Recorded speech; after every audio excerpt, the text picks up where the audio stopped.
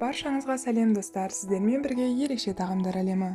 Бүгін сіздерге қазағымыздың нағыз десерті, бәріміздің сүйіп жейтін сары ірімшікті қалай ғана оп-оңай жасауға болатындығын көрсететін боламын. Бар жоғы 3-ақ ингредиенттен тұрады. Ендеше бастайық. Бізге керегі шикі сүт, айран және шекер қажет болады. Ең алдымен сүтімізді таза кастрюлямызға құйып алатын боламыз барлығын. Және қайнағанша дейін күтіп, енді міне қайнады деген кезімізде айранымызды салып, астын бәсеңдетіп, 1,5 сағатқа жай отта қойып қоятын боламыз.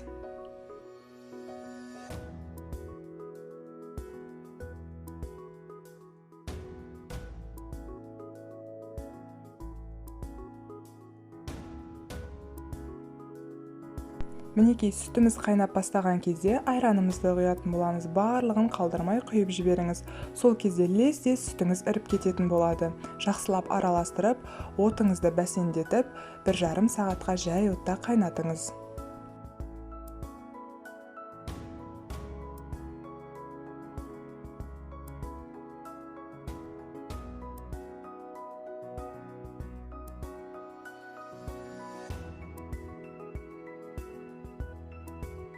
Бір жарым сағаттың ішінде асықпай қайнаған сүтіміз сәл сарғаяды. Сол кезде шекеріңіздің барлығын салып жіберіп, жақсылап араластырып, және 1,5 сағатқа жай отта қойып қайнататын боламыз. Сол кезде біздің сүтіміз сарқылып, ірімшігі бөлініп, өте керемет десертіміз шыға бастайды.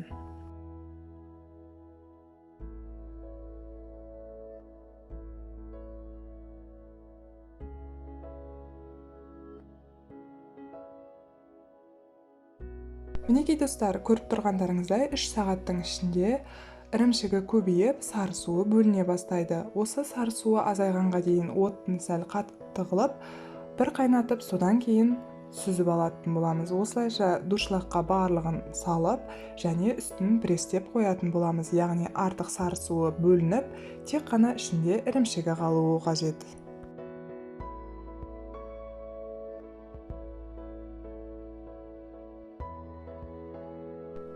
Мінекей достар, осылайша артық сары суын сәл ағызып аламыз, содан кейін үстіне тарелка қойып, және ауырлау сат қойып, преске қоятын боламыз.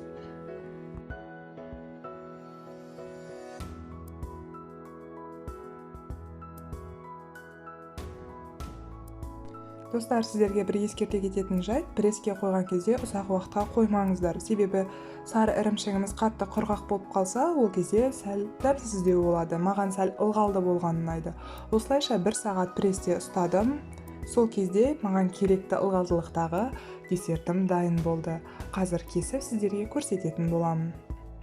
Достар, қараңыздаршы, қандай ылғалды, қандай нәзік кесіледі, өте жұмсақ және дәмді болып шығады.